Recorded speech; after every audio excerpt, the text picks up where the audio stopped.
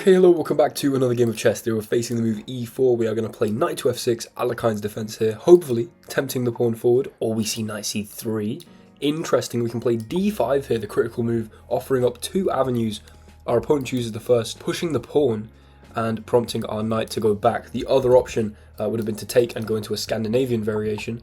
However, they play d4, and here we transpose into a Steinitz French, named after Wilhelm Steinitz, who was the first official chess world champion, I believe. And the main idea in the advanced French defense, this position could have also been reached through, or this pawn structure at least could have been reached through e4, e6, d4, d5, e5, which is the advanced French. Now the main idea is to play c5. Effectively, we are trying to undermine this pawn here. We're trying to put pressure on it. We are then trying to play knight to c6, although we do not want to play knight to c6 before c5. That would be a huge error. And here, there's an idea that I like to go for a lot. Whenever our opponent goes for bishop b5, is to play knight c6 anyway. And if they take, we play b takes. And then we take here and play c5 again. And we claim a little sort of off-center center. Right, here we go. We're going to provoke our opponent into taking the knight here. How about that? That is what I like to see. Now, basically, these double pawns are not really very meaningfully double pawns because there is forced tension here. That means we can take and then play c5 again, which I'm just a big fan of personally. Then I can't even go into b5 to even think about looking scary. It is just going to have to shamefully step back as we see. Now we are definitely a bit behind on development. However, we have this nice fat pawn center here, and we have a kind of an overextended pawn here on e5 for our opponent. It's not so obvious that this pawn is a strength. Maybe it is a weakness for them. We can play bishop e7 and castle kingside very quickly. We also have the bishop pair, although it's not exactly like our light square bishop is having the best day. Trapped beneath, it's a standard French defense light square bishop, always kind of bad. But they go b3 to play bishop b2 is interesting. I kind of want to go a5, a4 actually. Whenever I see this, I just want to launch my flank pawn. And it's not a bad instinct, honestly.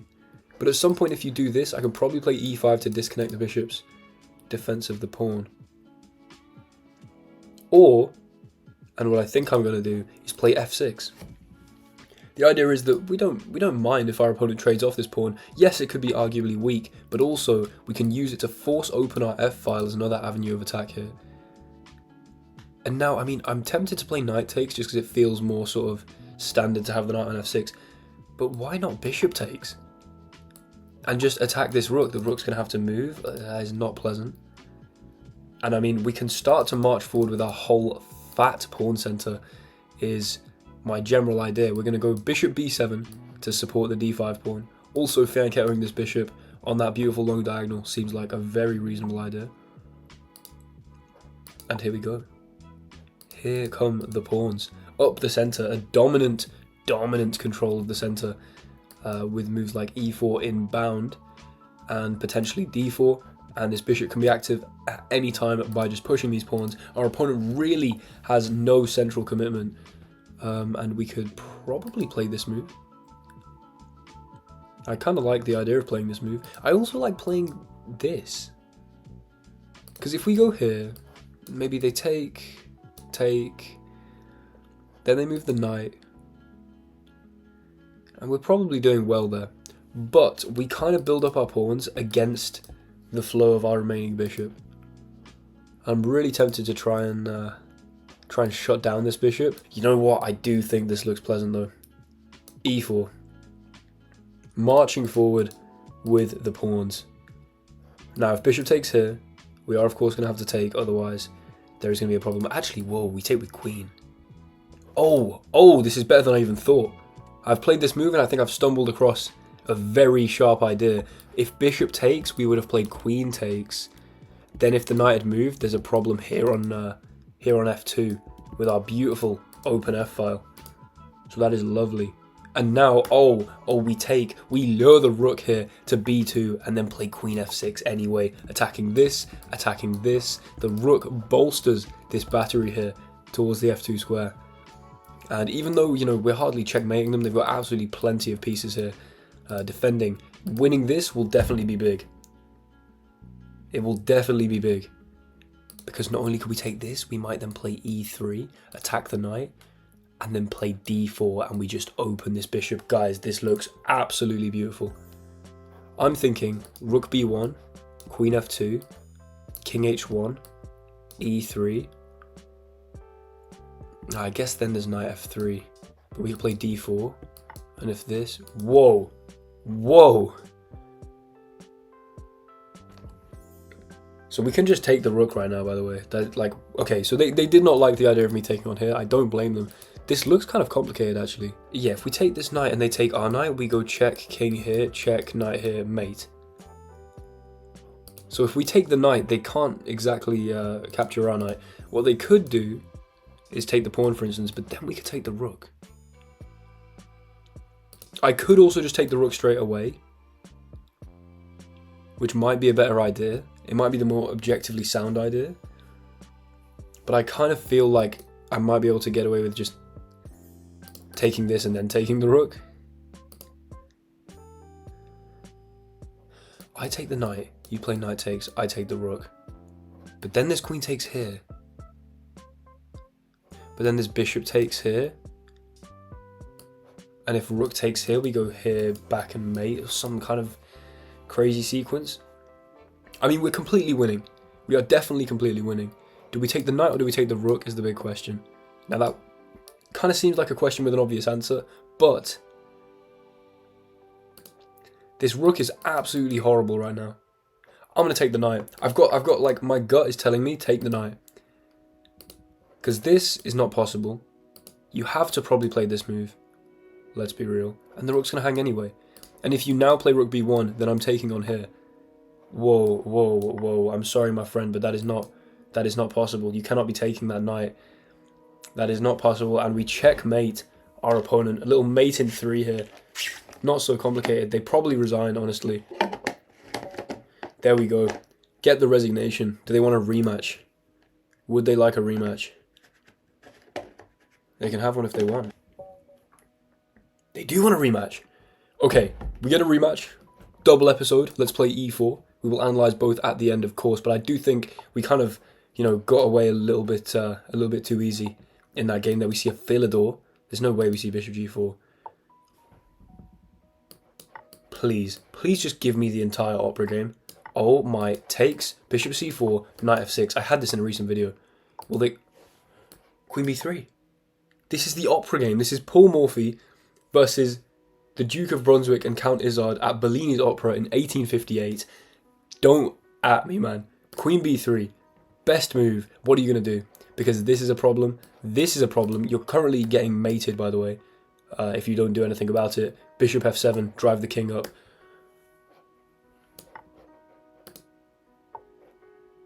Why are all my opponents just like letting me take here these days? What is this? I can play this. I can play this. Oh, I think we've got to try and do something nice here. I think I want to play bishop e3. You take my pawn. I go knight c3. Yeah, please take my pawn. I want to develop everything with tempo and then castle queenside with check. Can we castle with mate? It feels like a position where it might be possible to like take here. Oh, there's always going to be something to block it though. Oh my goodness, guys. Knight c3. The development, yeah, we're just completely winning. I mean, maybe the computer would prefer me to do this. I really like bishop e3, knight c3. There's actually a quote about the Morphy game that I just referred to, where he played knight c3 instead of taking on b7 straight away. Guys, this is a check. You can take all my pawns, but this is just development over absolutely everything as we can play this. I mean, like, come on.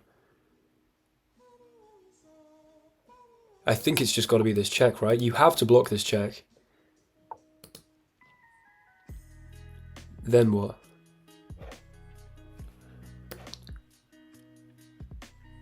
Here. You take my rook with check. And I block the check with the discovered check. But instead, they go here. We've sacrificed a rook to then bring the other rook to d1. Any of you who know the opera game, this is like weirdly similar. Because we then attack it. The bishop comes in here. Wait, I've got to make sure I don't lose this. I really just kind of thought I could sacrifice everything and still win. Which is probably the case. Let's be real. But it'd be very funny if I managed to lose this game. Oh, I just go here, no? Yeah, we just go here. We hit the queen and we hit b7. Wow. Wow. I mean, just look at this position. We've got like literally everything developed and our opponent is just left looking absolutely abysmal. I don't know why. I've had literally exactly this position twice in the past couple of days and no one's defended f7. Or neither of them, I should say, have defended f7. The knight jumps out here, attacks my queen, and defends this. I mean, that seems reasonable, honestly. But if I take, I can just win the piece.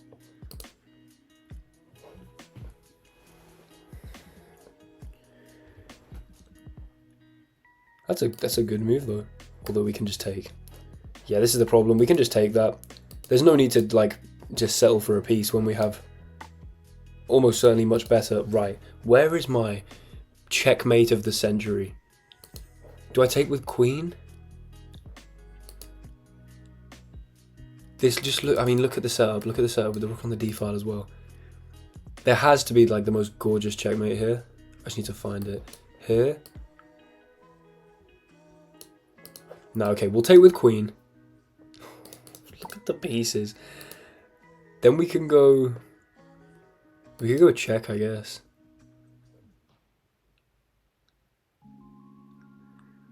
Huh. We're going to go check. I mean, this is just for fun at this point. We're completely winning. But it's not entirely trivial in the sense that, oh, look at this. Look at this. This is pinned to the... Do they want another rematch? That is the question. I highly doubt it, because look at what just happened. Damn. Damn. Damn. Yeah, doesn't it look like they want another rematch? Wow, let's analyze. Okay, so here we are in the analysis of the first game. Guys, look at this. 0 inaccuracies, 0 mistakes, 0 blunders, a 9 average centipawn loss. That means that on average, I deviated from the best move over all my moves by 0.09 on the eval bar. I mean, 97% accuracy. We're going to call this a perfect game. We are not waiting for the number 100 to call it a perfect game. 0 inaccuracies, 0 mistakes, 0 blunders. That constitutes perfect to me. Wow. Let's go through it. E4, knight f6, and knight to c3. If we open the master's database here, this is Alekhine's defense, and this is the second most popular response from our opponent. 13% of masters playing it. And here, 67% of masters, nearly 2,000 games, responded d5. e5, knight drops back, d4, and most masters are going c5 straight away. You can also just play e6. And the point is here, whoa, we can transpose if they go f4 actually into a theory with like 12,000 games. But after knight to f3, c5, we are still in thousands of games of master theory. Bishop b5, knight c6, kingside castles, a6, bishop takes, pawn takes. There are still like 16 master games in this position, and we are on move 8. That is promising stuff, because I went for a little bit of a weird idea. But here, the knight goes back, takes, knight takes, and our opponent makes an inaccuracy that takes us out of our master theory, or out of our master games, our master database, and allows us, if we turn the engine on now, to play c5, kick the knight back, bishop e7, best move, okay, castle's best move. Here, what was it? What did it want? Oh my, I'm pretty sure I said a5, a4 is my instinct after they played b3, which is really funny because that's what the engine wants. It wants a5, maybe also to play bishop a6 though, so I won't take complete credit for that. We go for f6 though. Awesome. Takes, bishop takes, rook here, bishop b7 best, rook here, e5 best, and this is a mistake because e4 best, and after, if you take, by the way, then queen takes, and after the knight moves, we take on here, the king moves, and my plan in general, I was thinking about going for this, and then trying to do this, but yeah, there was knight f3, okay, fine, but obviously that didn't happen. After e4, they went back, we took, queen f6.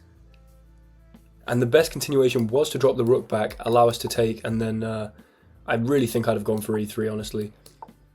And then here, or maybe I'd have gone for knight to e5. That looks really nice.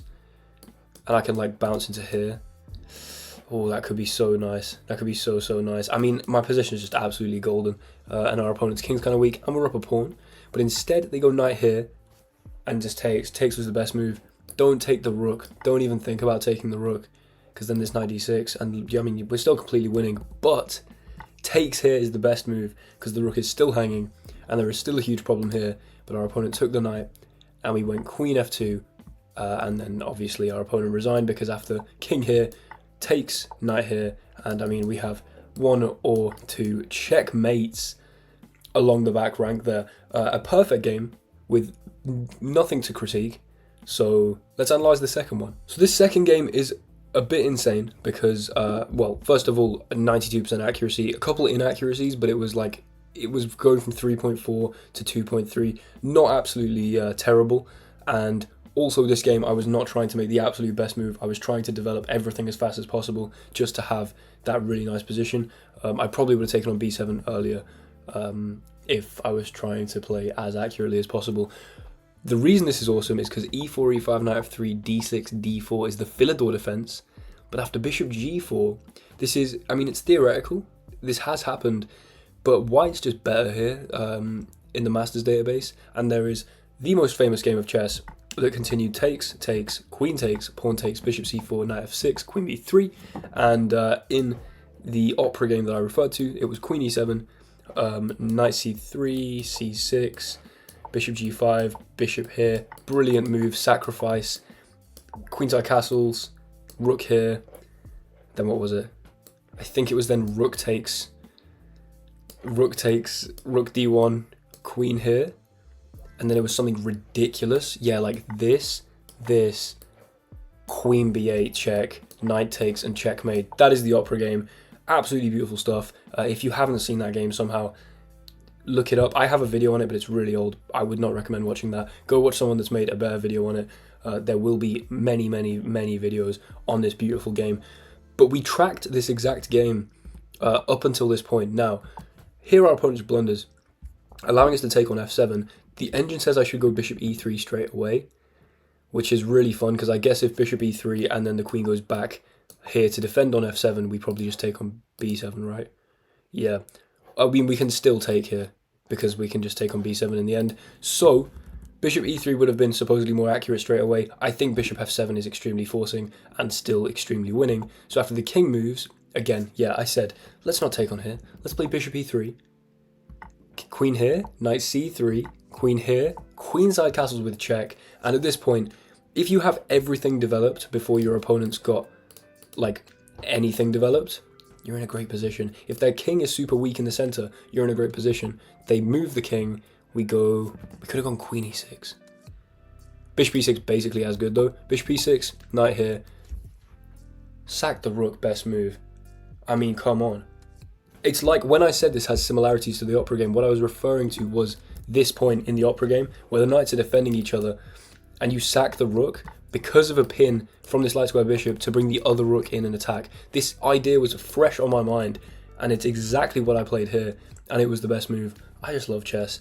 I also love chess history. Very interesting, and also you just get better at the game the more you know. Rook d1, perfect. Bishop d6, and here, yeah, okay. I should have gone for, wait, oh no, I did go for that. I guess I'm just extremely good at the game. Bishop d5, and of course our opponent should have just sacrificed here. They went knight here, and I was a bit slow to see bishop takes.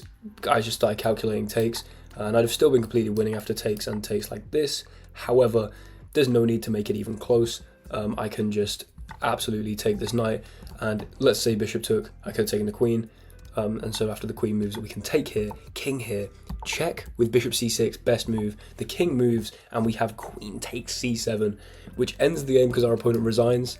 But I love moves like this, where you take something because this piece is pinned, but it's all in like such close proximity here. It just looks like aesthetically just excellent stuff. And we can just take this with the rook. I mean, look at this, king f6, rook d6, king here. It wants queen f7 here, takes, and if here, We go rook f6, checkmate. I mean, with the bishops, like, holy, I guess you don't need this dark square bishop, but absolutely outrageous stuff. And basically another perfect game, because the only inaccuracies the engine finds are bishop e3, prompting them to take here, and also the original bishop f7. It wants me to go bishop e3 first, and then if they take here, I guess I can go knight c3 now, and eventually take here. Their best move, actually, the position is that dire that they should already sack the queen. But the reason I think the engine's making this evaluation is because of the fact that we have queen takes b7 in the end. I didn't want to go for that, purely because I think I'm Paul Morphy, and I think I'm too good to take 3 rooks. So, you know, I thought we'd just go after the king instead. And it ended absolutely beautifully. Thanks so much for watching. I will see you guys in the next video. Like, comment, subscribe. I'll see you tomorrow for another one. Bye.